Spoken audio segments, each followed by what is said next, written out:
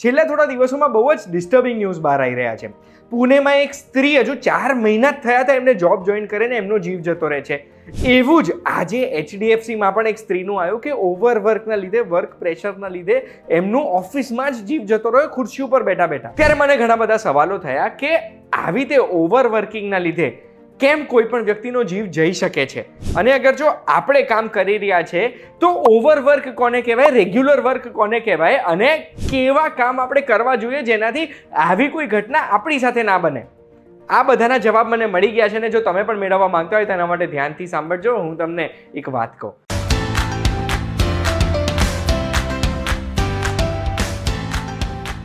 એક વાત કહું, આપનું સ્વાગત છે. મારું નામ છે ગુંજ ઠક્કર, અને સૌથી પહેલાં તો હું તમને આ રિસર્ચ બતાવવા માંગુ છું, જે રિસર્ચમાં 1 લાખથી વધુ લોકો ઉપર રિસર્ચ થઈ છે, અને એમાં કન્ક્લુઝન એવું આવ્યું છે કે કોઈ પણ વ્યક્તિ જેમને જોબ સ્ટ્રેન પડે છે એમને અગર જો કાર્ડિયો મેટાબોલિક રોગ છે તો એમનો જીવ જઈ શકે છે. કાર્ડિયો મેટાબોલિક રોગ એટલે હાઇપરટેન્શન એટલે બ્લડ પ્રેશર, ઇન્સ્યુલિન રેઝિસ્ટન્સ હોય, ડાયાબિટીસ એટલે શુગરની પ્રોબ્લેમ છે, કે પછી કિડની રોગ છે કે હૃદયના રોગ છે, તો જીવ જવાના ચાન્સીસ વધી જાય છે અગર જોબ સ્ટ્રેન છે. તો આ જોબ સ્ટ્રેન એટલે કામ પરનું સ્ટ્રેન આ છે શું અને કેમ જીવ જઈ શકે છે? તો અત્યારે છે ને આપણે જોઈ રહ્યા છીએ કે આ હસલ કલ્ચર છે. વધારે આપણે કરી શકીએ એના કરતાં વધારે કામ આપણે લઈ લેતા હોય છે એવી આશા સાથે કે આપણે ઓછા સમયમાં વધારે પ્રગતિ કરી દઈશું, ઓછા સમયમાં વધારે પૈસા કમાઈ લઈશું, કે પછી ઘણી વખત કંપનીઝની જ પોલિસી હોય છે કે યાર ઓછા એમ્પ્લોઈઝ રાખો, એમની જોડે વધારે કામ કરાવો, જેના લીધે એ એમ્પ્લોય આખો ટાઈમ સ્ટ્રેસમાં હોય છે. ને એ સ્ટ્રેસ કેમ થાય? બહુ જ સિમ્પલ વસ્તુ તમને કહીશ એના માટે કે અગર કોઈ કામ આપણે હાથમાં લીધું છે અને એ કામ પૂરું નથી થયું ત્યાં સુધી એ કામ આપણા મગજમાં ચાલ્યા કરશે. હવે જો આ 1 કામ બાકી છે તો સ્ટ્રેસ આવશે, 2 કામ બાકી છે તો સ્ટ્રેસ બમણો થશે, 4 કામ આપણી પાસે છે ને 4 કામ નથી પત્યા તો 4 ઘણો સ્ટ્રેસ થશે, અને આ સ્ટ્રેસ ધીમે ધીમે બિલ્ડઅપ થાય છે. ને આ સ્ટ્રેસની જ વાત કરી રહ્યા છે આપણે. હવે આપણને જ્યારે સ્ટ્રેસ થાય ને ત્યારે એક હોર્મોન આપણા શરીરમાં સિક્રિટ થાય છે જેને કોર્ટિઝોલ હોર્મોન કહેવાય છે. જ્યારે 5000 વર્ષ પહેલાં કે 10,000 વર્ષ પહેલાં માણસો જંગલમાં રહેતા હતા અને શિકાર કરતા હતા ત્યારે આ સ્ટ્રેસ હોર્મોન આપણને બચાવતો હતો, કારણ કે આ સ્ટ્રેસ હોર્મોન આપણા અંગો જોડે વધારે કામ કરાવતો હતો. સ્ટ્રેસ હોર્મોન કોર્ટિઝોલ જે છે ને, એ કોર્ટિઝોલ ઘણી બધી વસ્તુઓ, ઘણી બધી પ્રોસેસીસ આપણા શરીરમાં કરે છે. મેટાબોલિઝમમાં સ્ટ્રેસ હોર્મોન કામ આવે એટલે આપણે જે ખાવાનું ખાઈએ છીએ એની પાચન ક્રિયામાં બ્લડ શુગર વધારવાનું કામ કરે છે કોર્ટિસોલ. બ્લડ પ્રેશર વધારે છે એટલે વધારે બ્લડ પહોંચી શકે આખા બોડીમાં બધે, જેનાથી આપણો જે ફાઇટ ઓર ફ્લાઇટ રિસ્પોન્સ છે ને કોઈ પણ સ્ટ્રેસવાળી સિચ્યુએશનમાં એ વધારે સારી રીતે આપણે એને રિસ્પોન્ડ કરી શકીએ. કોર્ટિઝોલના લીધે આપણી સ્લીપ વેક સાયકલ હલી જાય, એટલે કોર્ટિઝોલ આપણા બોડીમાં હોય ને તો ઊંઘ ના આવે, આપણે અલર્ટ રહીએ. આપણી ઇમ્યુન સિસ્ટમને કંટ્રોલ કરે છે, ઇન્ફ્લેમેશનને પણ કંટ્રોલ કરે છે. ઇન્ફ્લેમેશન ઓછું કરે એટલે જો કઈક જગ્યાએ આપણને વાગે ને તો સોજો ઓછો થાય અગર કોર્ટિઝોલ વધારે હોય, અને સોજો ઓછો થાય તો એ ભાગ રિપેર જલ્દી ના થાય. બેસિકલી આ કોર્ટિઝોલનું કામ શું છે? સ્ટ્રેસફુલ સિચ્યુએશનમાં આપણા બોડીને નોર્મલ કરતાં વધારે ઓવરવર્ક કરાવવાનો. એ જ રીતે સ્ટ્રેસફુલ સિચ્યુએશનમાં બીજો એક હોર્મોન છે એડ્રેનલિન. ઘણી વખત તમે નોટિસ કર્યું હશે કે આપણો એક્સિડન્ટ થઈ જાય ને તો આપણને ક્યાંય છોલાઈ ગયું હોય, હાડકું તૂટી ગયું હોય કે ક્યાંય વાગ્યું હોય તો એ આપણને 5-10 મિનિટ પછી ખબર પડે છે, અને 5-10 મિનિટ આપણું શરીર આમ ધ્રુજવા માંડે છે. એ જે છે ને એ એડ્રેનલિનના લીધે હોય. એડ્રેનલિન આપણા શરીરમાં આપણી પહેલાં તો હાર્ટ રેટ વધારી દે, આપણને કોઈ પેન ફીલ ના કરવા દે, આપણા બોડીમાં, મસલ્સમાં, બ્રેનમાં ફટાફટ વધારે બ્લડ મોકલાવે, જેનાથી આપણે ફટાફટ ડિસિઝન લઈ શકીએ. એડ્રેનલિન આપણા શરીરમાં આવે તો એને ઘણી વખત આપણે કહેતા હોય કે ગોડ મોડમાં ઘૂસી ગયો હતો.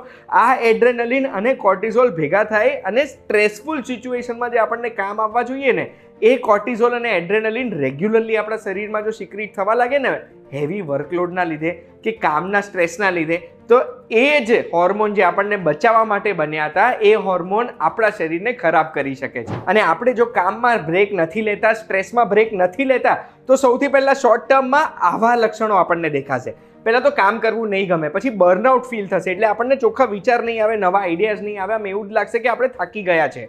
આપણા લોઅર બેકમાં આપણને પેઇન થશે, કોલેસ્ટ્રોલ આપણો વધી જશે, અને ક્રોનિક સ્ટ્રેસ એટલે રેગ્યુલર સ્ટ્રેસ જ રહ્યા કરશે. પછી લાંબા ગાળામાં કઈ કઈ વસ્તુઓ થશે તો એન્ઝાઇટી, આમ ગભરામણ થઈ જશે, ડિપ્રેશન થઈ જશે, એટલે ક્યારે કોઈ વસ્તુમાં આપણને ખુશી જ નહીં મળે. હૃદયની પ્રોબ્લેમ થઈ જશે, જેમ કે એરિથમિયા, હાર્ટ પલ્પેશન્સ, કે પછી છાતીમાં દુખાવો થશે, જે દુખાવો પુણેવાળી સ્ત્રીએ અનુભવ કર્યો હતો. ક્રોનિક હેડેક થશે, એનો મતલબ કે રેગ્યુલર અઠવાડિયામાં 3-4 વખત માથાનો દુખાવો થશે, જેની ગોળીઓ કદાચ આપણે લેવી પડે. ઇન્સોમ્નિયા થઈ શકે, એટલે રાત્રે ઊંઘ જ ના આવે આપણને ટાઈમસર, 24 કલાકમાંથી 5 કલાક બી માંડ સારી ઊંઘ આવે. અને આ બધાના કારણે ગટ હેલ્થ એટલે ઇન્ટેસ્ટાઇનની હેલ્થની પ્રોબ્લેમ થાય, જેના લીધે જમ્યા પછી બ્લોટિંગ થાય કે પછી લૂઝ મોશન કે કોન્સ્ટિપેશન પ્રોબ્લેમ થાય, બેસિકલી આપણી પાચન ક્રિયા ખરાબ થઈ જાય. આ બધી પ્રોબ્લેમ સ્ટ્રેસના લીધે જ છે ને. એટલે જ એનું સોલ્યુશન શું?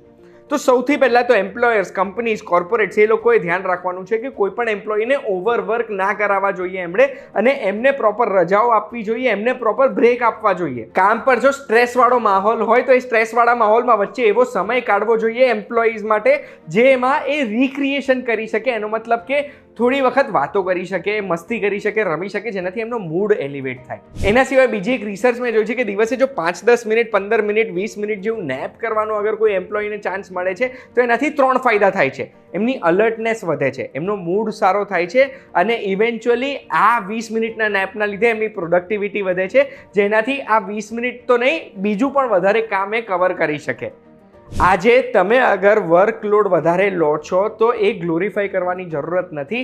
આજે આપણે આપણી હેલ્થનું ધ્યાન નહીં રાખીએ તો થોડા વર્ષોમાં આપણી હેલ્થ પાછળ આપણે વધારે દોડવું પડશે અને કામ આપણે નહીં કરી શકીએ.